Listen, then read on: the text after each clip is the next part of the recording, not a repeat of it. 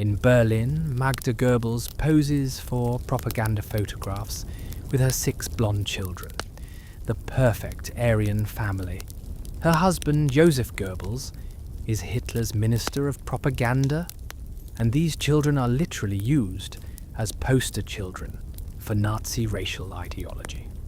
200 miles south in Munich, little Gudrun Himmler, 10 years old, writes adoring letters to her dear papa, who reads them in his office between signing deportation orders. Heinrich Himmler, architect of the Holocaust, is a doting father.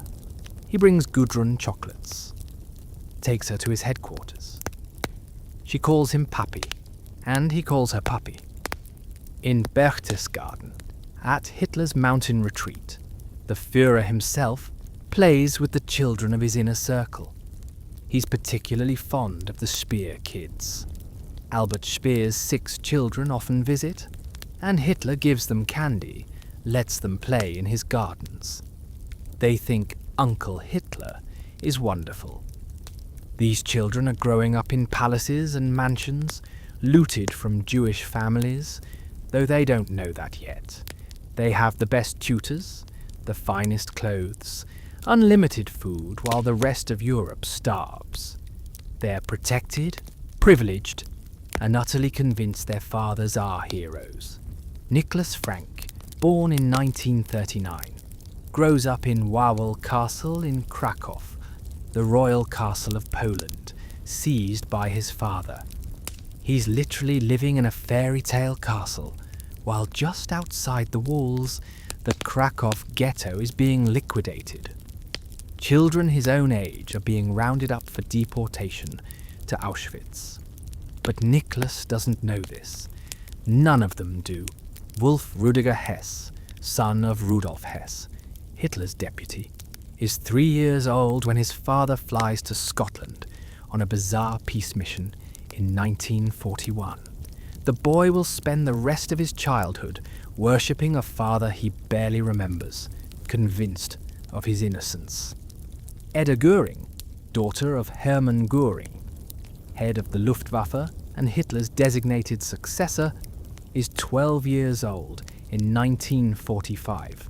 Her father has named her after Mussolini's daughter. She owns a diamond necklace worth a fortune, stolen from a Dutch Jewish family, though she'll never be told this. These are the golden children of the Third Reich, and they're about to watch their entire world collapse. In that underground complex, Joseph and Magda Goebbels face an impossible choice.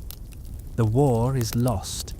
Hitler has just committed suicide, and the Goebbels have 6 children, ages 4 to 12, trapped with them beneath the dying city. Magda Goebbels makes a decision that will shock the world. She will not let her children live in a world without National Socialism. She tells her eldest daughter, Helga, 12 years old, that they're going to receive immunization shots. On May 1st, 1945, an SS dentist named Helmut Kuntz enters the children's room. The children are in their nightgowns. Magda has given them morphine in hot chocolate. They're drowsy, compliant. What happens next is one of history's most horrifying acts. Magda Goebbels crushes cyanide capsules into the mouths of her own children. One by one, Helga, the eldest, apparently realizes what's happening and struggles. Bruises will later be found on her body. All 6 children die.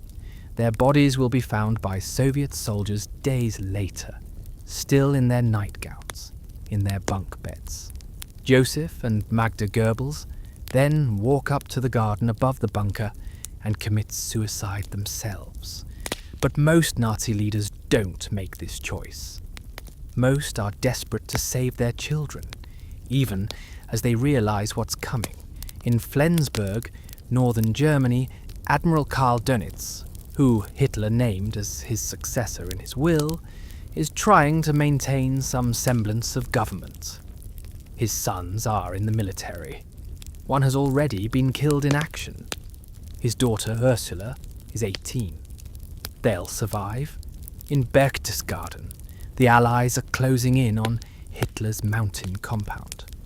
Most of the Nazi elite have fled, but not everyone escapes. Hermann Goering is captured by American troops on May 9th. His daughter Edda is with him. She watches as soldiers strip her father of his medals, his jeweled baton, his dignity. He's wearing makeup, she notices. Her father, the mighty Reichsmarshal, wears rouge and paints his nails. She never knew. At Flensburg, British troops arrest Albert Speer on May 23rd. His 6 children, ages 6 to 15, are suddenly fatherless. Their mother, Margaret, is in shock. How will she explain this to them? How do you tell your children that their father helped build the infrastructure of genocide? And in Gmund, Bavaria, Allied soldiers surround a lake house where Heinrich Himmler's wife and daughter are hiding. 15-year-old Gudrun Himmler doesn't yet know her father is dead. He committed suicide by cyanide capsule just days ago after being captured by British troops. The golden children of the Reich are now orphans, prisoners, and pariahs. 24 of the Third Reich's top leaders sit in the dock. Most have children, and those children are about to learn the truth about their fathers. Let's focus on 3 families whose stories illustrate the different paths these children will take. The Frank family. 6-year-old Nicholas Frank is too young to attend the trials, but his teenage brother Norman goes with their mother. Hans Frank, once the absolute ruler of occupied Poland, sits in the dock as prosecutors describe his crimes. 3.5 million Jews, the prosecutor states, murdered under your administration. Hans Frank doesn't deny it. In fact, he seems almost proud. He's found religion in prison and believes confession will save his soul, if not his life. He's written a memoir, 43 volumes, documenting everything. Names, dates, numbers. Norman Frank listens to this and feels his world shatter. His father wasn't just following orders. His father was an architect of mass murder. His father kept detailed records of how many people he killed, like a shopkeeper tracking inventory. The Hess family. Wolf Rüdiger. Hess is 8 years old. His father isn't at Nuremberg. He's been in British custody since his bizarre flight to Scotland in 1941. But Rudolf Hess will eventually be convicted and sentenced to life imprisonment in Spandau prison. Unlike the Frank boys, Wolf Rüdiger refuses to believe the charges. His father flew to Scotland to make peace, he insists. His father is a hero, unjustly imprisoned, and Wolf Rüdiger will spend the next 50 years of his life trying to rehabilitate his father's reputation. The Goering family. Edda Goering is 13. She sits in the courtroom gallery and watches her father defend himself. Hermann Goering is the highest-ranking Nazi on trial. Brilliant, charismatic, and utterly unrepentant. During breaks, Goering manages to send notes to Edda. He tells her he loves her. He tells her he did nothing wrong. He tells her that history will vindicate him. On October 1st, 1946, the verdicts are read. Hans Frank, guilty on all counts, sentenced to death by hanging. Hermann Goering, guilty on all counts, sentenced to death by hanging. Rudolf Hess, guilty on counts 1 and 2, sentenced to life imprisonment. The executions are scheduled for October 16th, 1946. Hermann Goering is in his cell in Nuremberg prison. He's managed to hide a cyanide capsule, no one knows how, and at 10:44 p.m. he bites down on it. He'll cheat the hangman. He'll die on his own terms. When Edda Goering learns of this the next morning, she's devastated but also strangely proud. Her father's last act was one of defiance, At 1:11 a.m. on October 16th, Hans Frank walks to the gallows. Before the hood is placed over his head, he says, "I am thankful for the kind treatment during my captivity, and I ask God to accept me with mercy." 7-year-old Nicholas Frank is asleep in Bavaria. He won't learn his father is dead until morning. His mother will tell him Papa has gone away. 10 more Nazi leaders are hanged that night. Their bodies are cremated, and the ashes are scattered in a secret location to prevent any shrine from being built. Now comes the question that will define these children's lives. What next? The Allied authorities face an unprecedented situation. What do you do with the families of executed war criminals? Some advocate treating them as war criminals themselves. After all, they benefited from stolen Jewish property, lived in luxury while millions died. But most are children, and children can't be held responsible for their parents' crimes. Can they? The solution is complicated and inconsistent. Some families, like the Goerings, retain much of their wealth. Hermann Goering's looted art collection is seized, but his wife Emmy receives a small pension. Edda will grow up comfortable, if not wealthy. Others, like the Frank family, are left with nothing. Everything they owned came from Hans Frank's position as Governor General. All of it is confiscated. Nicholas Frank's mother struggles to feed her children. The Himmler family is perhaps worst off. Gudrun Himmler's mother is imprisoned for 2 years. Gudrun herself is moved between camps and foster homes. She's no longer allowed to use her surname. She's forced to take her grandmother's maiden name.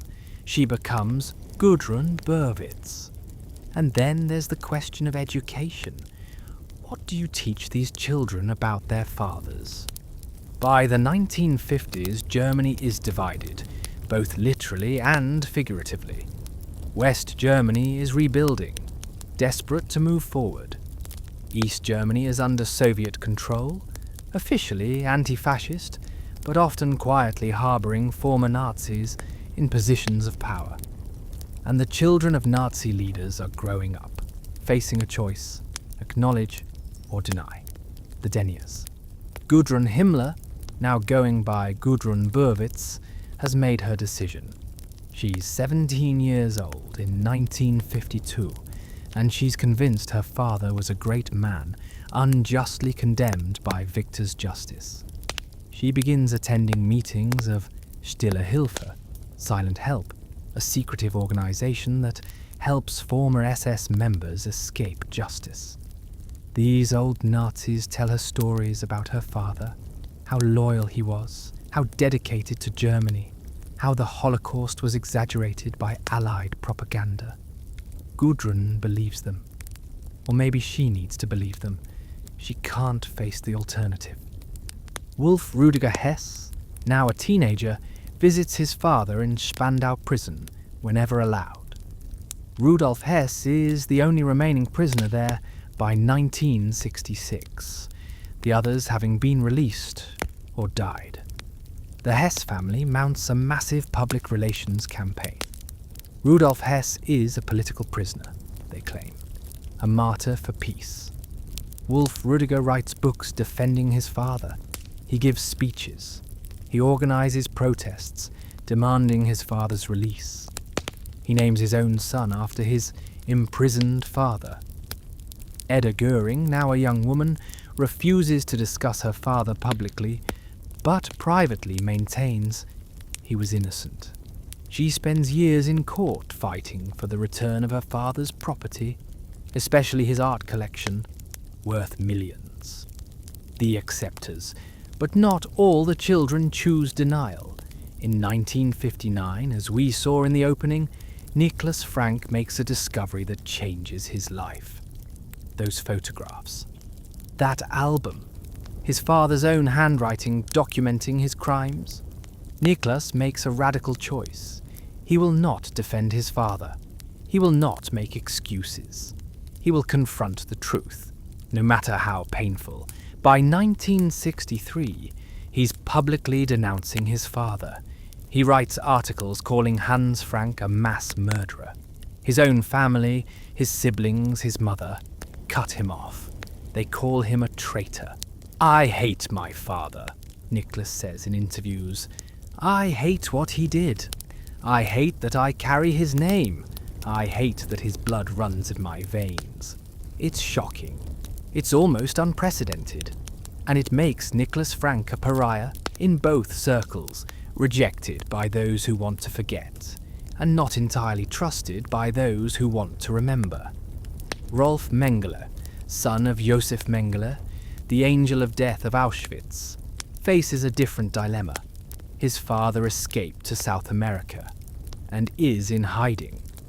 Rolf grows up believing his father was a good doctor who got caught up in bad circumstances. Then, in 1977, Rolf visits his father in Brazil. He's 33 years old. He brings a list of questions. The meeting lasts several days. Rolf asks his father about the experiments, the children, the selections. Josef Mengele shows no remorse. He explains his work as scientific research. He talks about the children he sent to the gas chambers as if discussing laboratory specimens. Rolf Mengele returns to Germany and makes a decision similar to Nicholas Frank's. He will not defend his father. When Josef Mengele dies, in 1979, drowning while swimming, Rolf helps authorities identify the body through DNA testing. He cooperates fully. "I wish he had never been born," Rolf says in an interview years later. "I wish I didn't carry his genes." Then there are those who choose silence. The Speer children rarely speak publicly. Their father, Albert Speer, served 20 years in Spandau prison and was released in 1966. He spent his remaining years writing memoirs that portrayed him as the Nazi who said sorry, claiming he didn't know about the Holocaust, that he was just an architect caught up in events. It was largely a lie. Speer absolutely knew about the death camps. He used slave labor in his construction projects. Thousands died building his grand monuments. But his children, even after his death in 1981, largely maintain his version of events. They don't actively defend him like Gudrun Himmler or Wolf Rudiger Hess, but they don't condemn him like Nicholas Frank or Rolf Mengele either. They simply don't talk about it. The 1970s bring a new reckoning in Germany. The post-war generation, now adults, demands answers their parents' generation refused to give. German schools begin teaching more honestly about the Holocaust. Trials of former Nazis resume. The TV miniseries Holocaust airs in Germany in 1979 and traumatizes an entire nation. Young people confront their grandparents. What did you do? What did you know? And the children of Nazi leaders, now middle-aged adults, find themselves thrust into the spotlight again. Gudrun Himmler, now 50 years old in 1979, doubles down on her denial. She's become one of the most active members of Stille Hilfe, helping wanted war criminals evade justice. She arranges false passports, safe houses, legal defense for former SS officers. When reporters ask her about her father's role in the Holocaust, she refuses to acknowledge it. "My father was a good man," she insists. "He loved his family. He loved Germany." Doesn't she believe 6 million Jews were murdered? "I don't discuss numbers," she says coldly. Nicholas Frank, on the other hand, publishes a bombshell in 1987, a book titled Der Vater, eine Abrechnung, The Father, a Settling of Accounts. It's brutal, unflinching. He describes his father in the most vicious terms. He publishes those photographs he found. His father at execution sites, his father living in luxury in looted castles. He includes excerpts from his father's diary, showing Hans Frank's enthusiasm for mass murder. "I carry the photograph of my father on the gallows in my wallet," Nicholas says in interviews. "I look at it when I need to remember what he truly was." His remaining siblings sue him. They call the book a disgrace. But Nicholas doesn't back down. "They want to remember our father as loving," Nicholas says, "but he was loving to us while murdering millions of others. That doesn't make him a good man. That makes him a monster who was capable of love." Which is somehow even worse. In 1986, something extraordinary happens. A documentary filmmaker named Chanok Zeevi arranges a meeting between children of Holocaust survivors and children of Nazi perpetrators. The encounter is tense, painful, and profound. One survivor's daughter confronts Nicholas Frank. "How can you live with yourself knowing what your father did?" "I can't," Nicholas responds simply, not comfortably. But when the same woman confronts Martin Bormann Jr., son of Hitler's private secretary, his response is different. Martin has become a Catholic priest, dedicating his life to serving the poor in Africa. He's changed his name. He's spent decades trying to atone. "I'm sorry," Martin says, tears streaming down his face. "I'm so sorry for what my father did. I've spent my entire life trying to make amends, but I know I never can." The survivor's daughter embraces him. It's a moment of grace in a room full of pain. But when Gudrun Himmler is invited to a similar encounter, she refuses. "I have nothing to apologize for," she states. "I didn't do anything wrong." The 1990s and 2000s bring new questions about what these children inherited, and not just emotionally.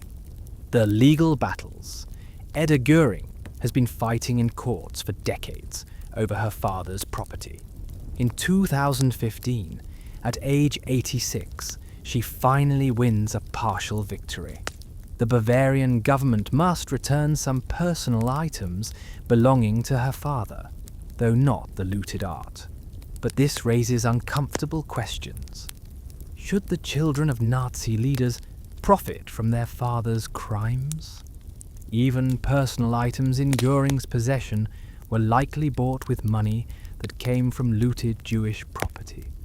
The Himmler family faces similar issues. For decades, Gudrun Himmler, Berwitz, received a widow's pension from the German government. Money designated for SS widows. It's technically legal, but morally repugnant. The daughter of the Holocaust's architect is receiving a government pension. The genetic question. Then there's a more disturbing question that haunts these children. Is evil inherited? Rolf Mengele wrestles with this constantly. He has children of his own. Did he pass on his father's genes? The genes of the angel of death? "I look at my son," Rolf says in an interview, "and I wonder, is there something of my father in him? Some genetic predisposition to cruelty? Scientists assure him that's not how genetics works. Evil isn't hereditary, but the fear remains. Nicholas Frank makes a different choice. He refuses to have children. "I will not pass on my father's blood," he states firmly. "The Frank line ends with me." Bettina Goering, Hermann Goering's great-niece, makes the same decision. She undergoes voluntary sterilization.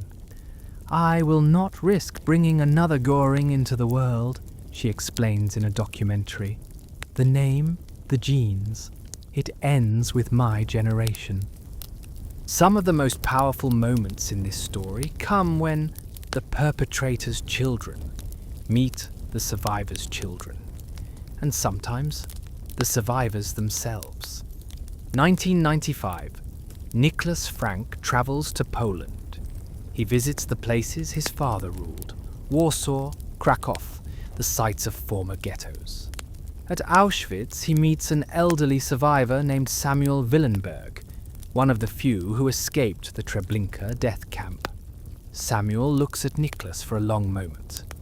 Nicholas expects anger, hatred. Instead, Samuel embraces him. "You are not your father," Samuel says. "You are a good man trying to carry an impossible burden." Nicholas breaks down, sobbing. "I don't deserve your forgiveness," Nicholas says. "I'm not forgiving your father," Samuel replies. "I'm acknowledging you. There's a difference." 2011. Martin Bormann Jr., the priest, is invited to speak at a Holocaust memorial event. By now, he's in his 80s, having spent his entire adult life working with the poor in Africa. He's refused all interviews, maintained a quiet life of service. But he agrees to speak this once. "I cannot undo what my father did," Martin says, his voice shaking. "I cannot bring back the dead. I cannot heal the wounds. But I can stand before you and say this was wrong. This was evil, and I dedicate every day of my life to opposing everything my father stood for." The audience, mostly Holocaust survivors and their families, gives him a standing ovation. Contrast this with Gudrun Himmler's response when invited to a similar event. She declines and issues a statement through her lawyer. "I see no reason to participate in events that seek to vilify my father. He was a man of honor who served his country." The statement causes outrage, but Gudrun Himmler is unrepentant to the end. Some of the most powerful moments in this story come when the perpetrator's children meet the survivors' children, and sometimes the survivors themselves. 1995.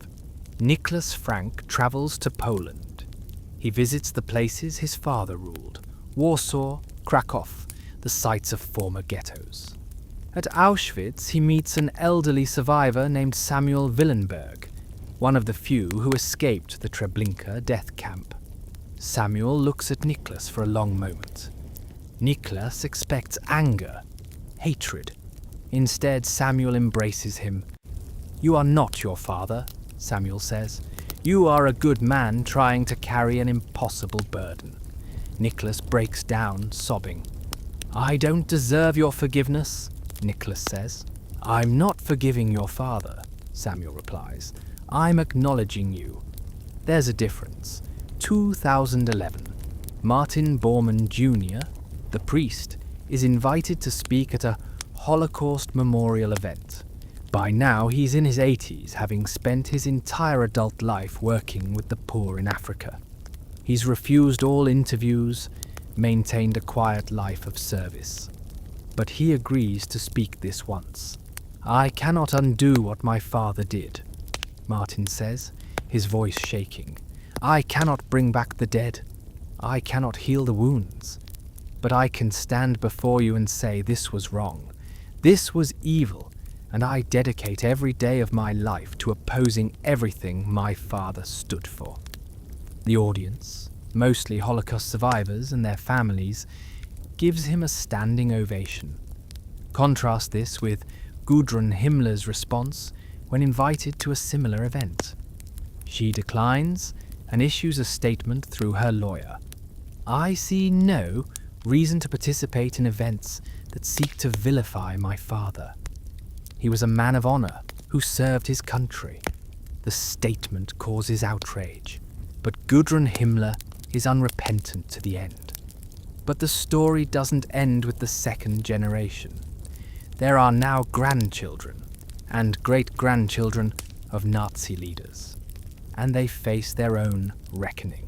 Katrin Himmler, Gudrun's niece, Heinrich Himmler's great-niece, has chosen a path radically different from her aunts. In 2005, Katrin published a book, The Himmler Brothers, a German family history. It's an unflinching examination of her family, including her great-uncle Heinrich's role in the Holocaust. But Katrin goes further. In 1998, she married an Israeli man whose family was murdered in the Holocaust. Think about that. Heinrich Himmler's great-niece married a Holocaust survivor's descendant. This was not a political act, Katrin insists. I fell in love. But yes, there's symbolism in it, and I accept that symbolism. Our children, descendants of both perpetrators and victims, represent a kind of reconciliation. When Katrin's Aunt Gudrun learned of the marriage, she was furious and cut off all contact. Bettina Göring and Matthias Göring, Hermann Göring's great-niece and great-nephew, have both spoken publicly about the burden of their name. They've both chosen sterilization, deliberately ending the Göring bloodline. People say we're overreacting, Bettina explains in a 2006 documentary. They say we're not responsible for our great-uncle's crimes. And intellectually I know that, but emotionally, every time I introduce myself and see people's reaction to the name Göring, every time I think about the children murdered by the regime my great-uncle led, I cannot bear the thought of another Göring being born. The Speer grandchildren have taken yet another approach, changing their surnames.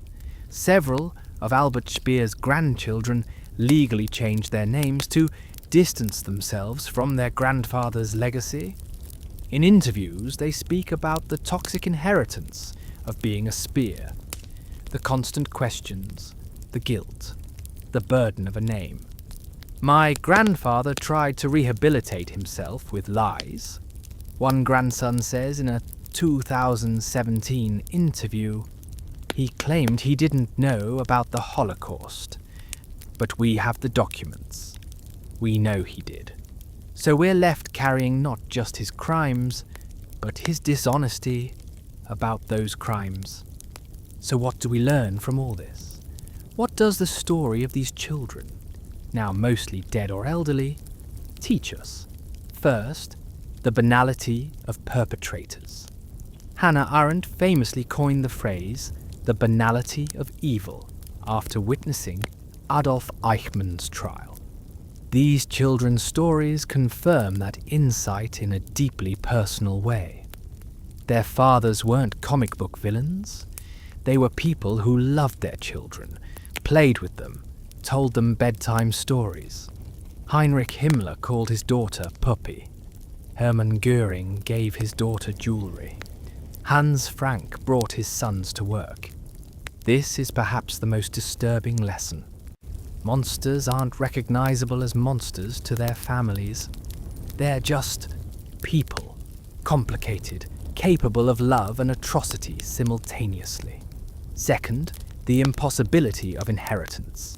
What do you do when you inherit evil? Some, like Gudrun Himmler, deny it completely. They create an alternate reality where their fathers were heroes, martyrs, victims of injustice. Some, like Edda Göring, compartmentalize. They separate my father from the war criminal, preserving love for the person while avoiding the reality of the crimes. Some, like Nicholas Frank, confront it head-on. They accept the unbearable truth and spend their lives grappling with it publicly. And some, like Martin Bormann Jr. and Katrin Himmler, try to atone. They dedicate their lives to opposing what their fathers stood for, even though they bear no personal responsibility. None of these responses is easy. None brings peace. Third, the question of collective guilt. Jamie has spent 80 years wrestling with this question. How do you move forward from genocide? How does a nation, how does a family carry that history? The children of Nazi leaders embodied this question in miniature, and their responses mapped out the spectrum of Germany's own responses.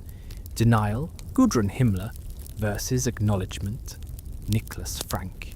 Silence, Speer family, versus atonement, Martin Bormann Jr. Fighting to rehabilitate the perpetrators, Wolf Rudiger Hess, versus working to honor the victims, Katrin Himmler. Germany, by and large, has chosen the path of acknowledgement and atonement. It's not perfect. No reckoning ever is. But Germany's handling of its Nazi past is considered a model for how nations can confront historical atrocities. Yet the children of Nazi leaders show how difficult this is on a personal level. It's one thing for a nation to issue apologies and build memorials. It's another thing entirely to say, "My father was a monster," and mean it. Fourth, the long shadow. These stories remind us that atrocities don't end when the shooting stops. They echo through generations. The trauma of the Holocaust is inherited by survivors' children and grandchildren. We understand this. We have studies on intergenerational trauma in Holocaust survivors' families. But what about the perpetrators' families? They inherit trauma too. Different trauma, but real nonetheless. The burden of knowing your grandfather designed the gas chambers. The shame of carrying a name synonymous with evil. The impossible task of reconciling "Grandpa who taught me to fish" with "architect of genocide."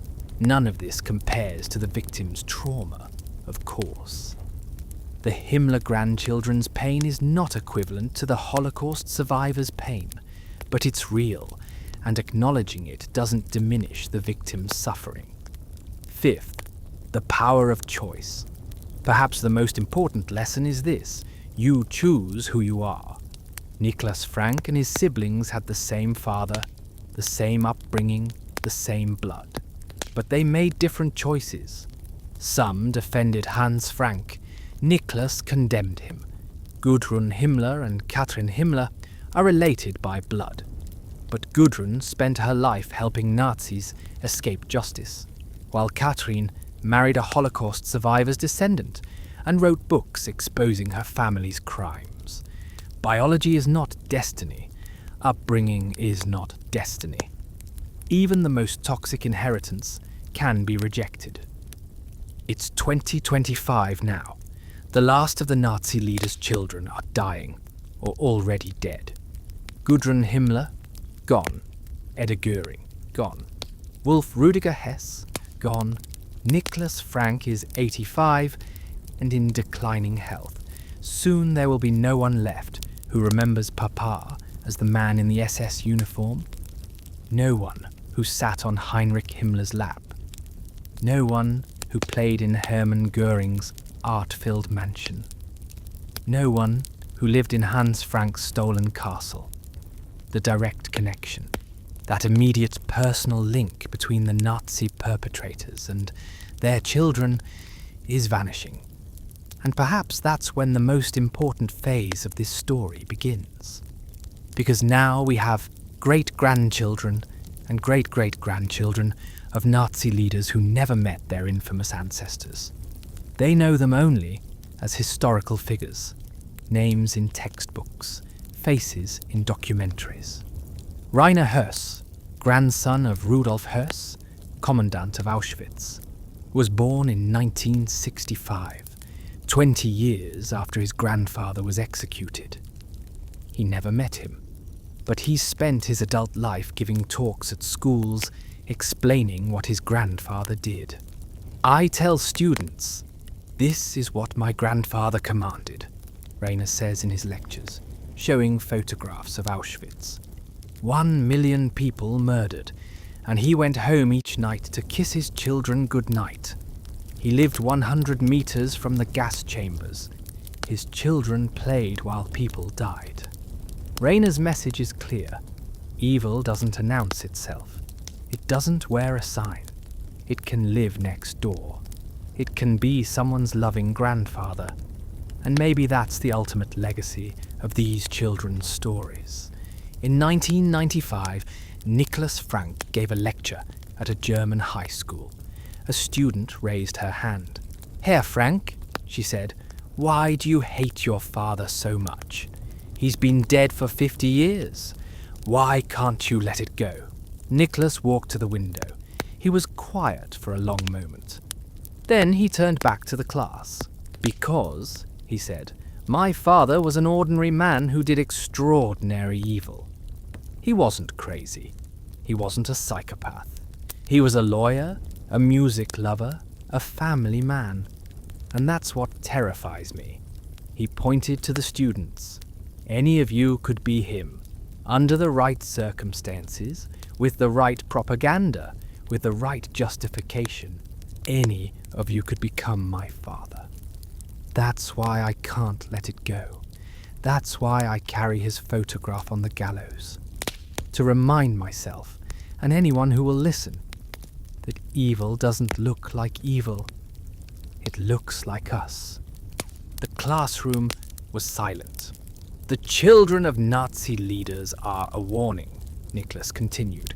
We show you what happens when ordinary people convince themselves that atrocity is duty. When they tell themselves they're following orders or protecting their country or building a better world. My father believed he was serving Germany. Your grandfathers might have believed they were too. That's the danger. Not that Nazis were monsters, but that they were human. So, here's the question.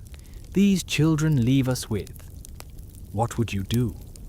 If you discovered tomorrow that your beloved grandfather had committed atrocities, not accidentally, not reluctantly, but enthusiastically, what would you do? Would you be Gudrun Himmler, defending him to your dying breath? Would you be Edda Goering, loving the private man while ignoring the public monster?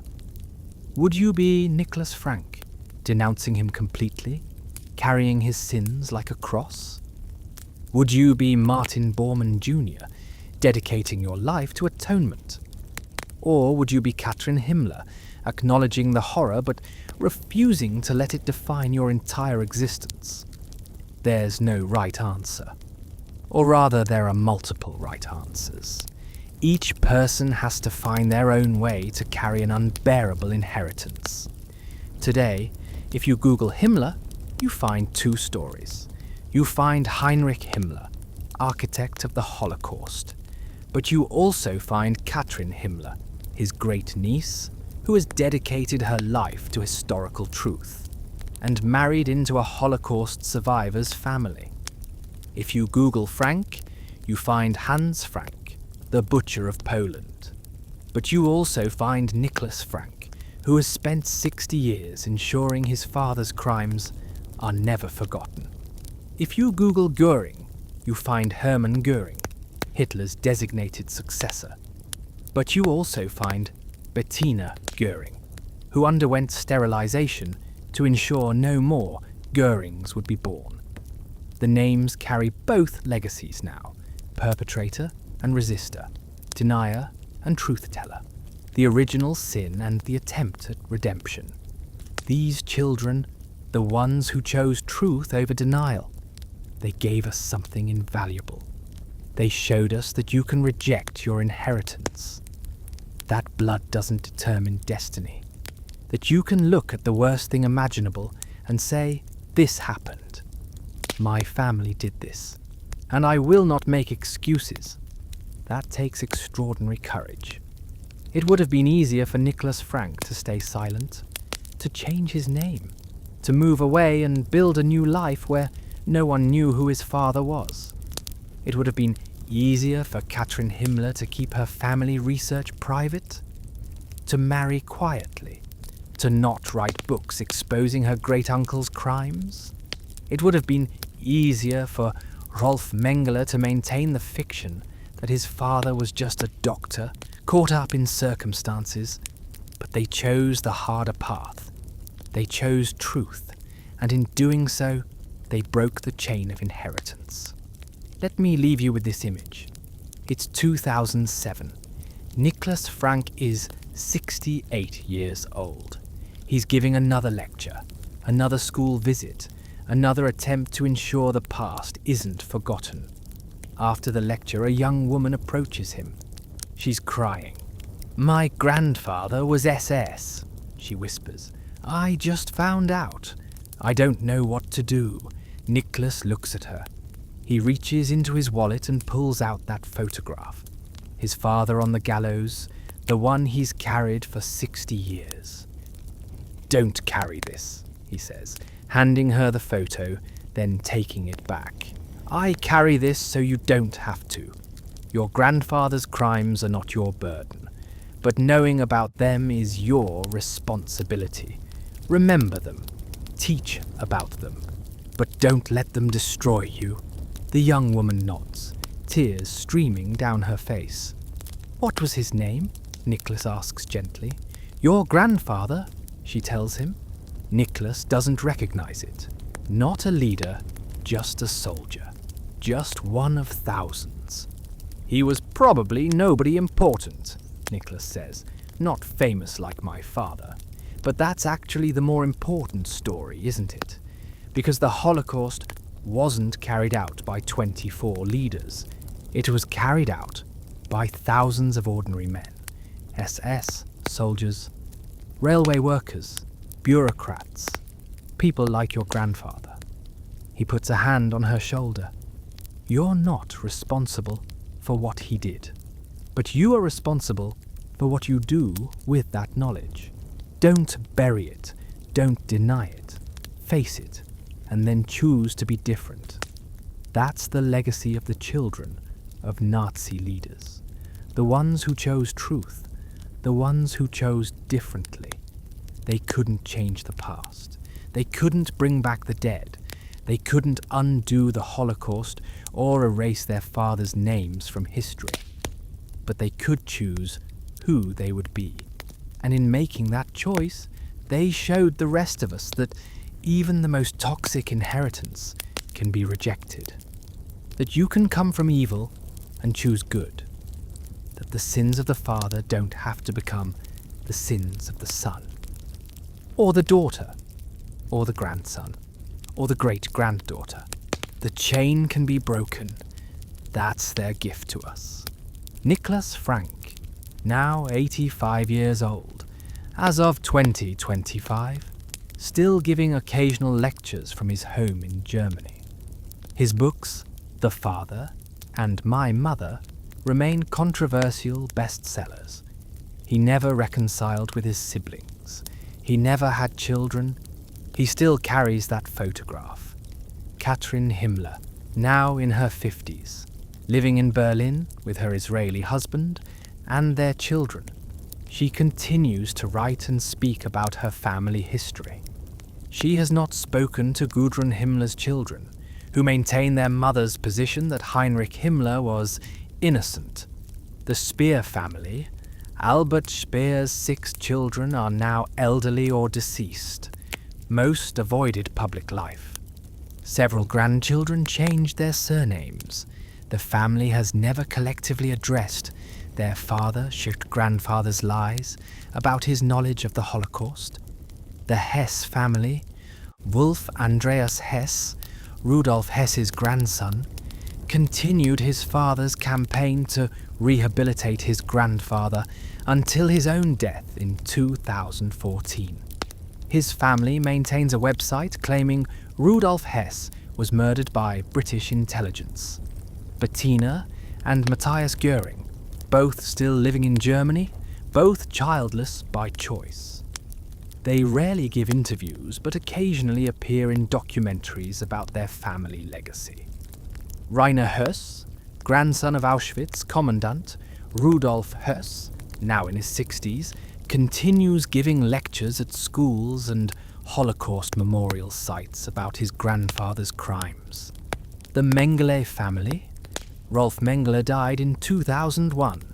He spent his final years cooperating with historians and Holocaust researchers, providing information about his father. His son, Josef Mengele's grandson, lives privately and rarely speaks publicly. The Goebbels children, all 6, murdered by their mother in Hitler's bunker in 1945. They have no descendants. Their story remains one of the Holocaust's most haunting footnotes. Children killed by their own mother to prevent them from living in a world without Nazism. The number of Nazi leaders' descendants is estimated to be in the thousands now. Grandchildren, great-grandchildren, great-great-grandchildren. Most live quiet lives. Most change their names. Most never speak publicly about their heritage.